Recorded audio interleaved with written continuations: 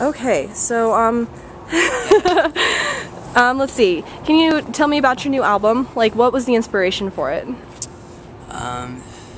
The inspiration behind the new album was honestly just to try to make a great album. I mean, I think I'm constantly writing, and I'm constantly wanting to, you know, just push myself musically and lyrically, and constantly just trying to understand this world, you know, and I put that into songs and music, and so yeah, I mean, I suppose that was the inspiration. Okay.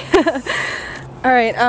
When you're on tour, has anything crazy ever happened? Like, do you have any weird like tour stories or experiences?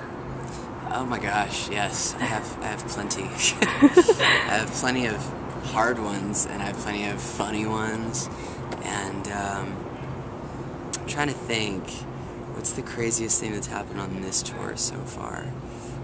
We've been out since the beginning of April. You know, I have a really fun one actually. We were out with Switchfoot for like 7 weeks or something, and the second night of the tour, we got to go to this crazy like warehouse, and that had all this vintage gear, and we just sat around and played together and jammed until I think it was like almost 5 in the morning, and the cops came and shut us down, and it was so rock and roll. Wow. It was the coolest thing ever. So that's a pretty good tour story. That's awesome. Okay, let's see. What's been the fan reaction to the new songs since you guys have been playing them for a few days now on the road, or like even before? Were you playing it on the Switchfoot tour? We were playing one song. I mean, it's everything I've heard has been awesome and been really, really flattering, and it's just a blessing, you know. But then again, I don't know if people really go out of their way to tell me if they hate it. So all I hear is that people like it. Well, that's good. Yeah. So I'm sure there's people that don't, maybe. But yeah. All right. How did you go about making this record? Like, what was the process for this one? Because you're on a different label now. Yeah.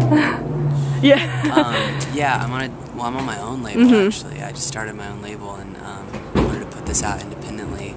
So that was definitely a really cool experience, getting to make a record in my hometown, which I've never done, and sleep in my own bed, and just it made for a very creative atmosphere and a very laid back atmosphere. While at the same time, there was a new kind of pressure. You know what I'm saying? Because it was like, you're doing this on your own, dude. Like, you better like knock it out of the park, kind of a thing. And so it was a mix of being really relaxed and being really like, okay, this has to be good. But the process was, you know, I wrote a bunch of songs, and then I just kind of chose 15 or 16 to record, and then I played all the instruments on the record and just kind of locked myself away and just work, and take breaks and go to Starbucks and like Sonic next to my house, and then just go home and sleep. It was different. It was cool. Awesome. Okay. So as a musician, I know it can be hard to be independent and touring and everything. What motivates you to keep going?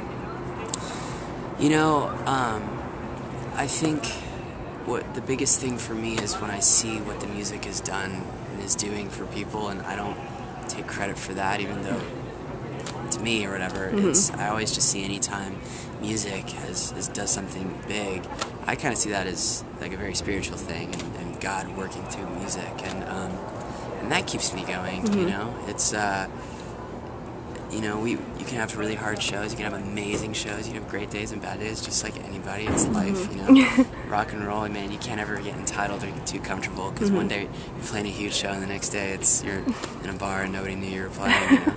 And so, but then I feel like a lot of times there's always a story. There's always, hey, just this music, this did this for me, and this happened in my life, and that keeps me going, you know. So I know it's very cliche, but the fans. So. Well, that's amazing. Okay.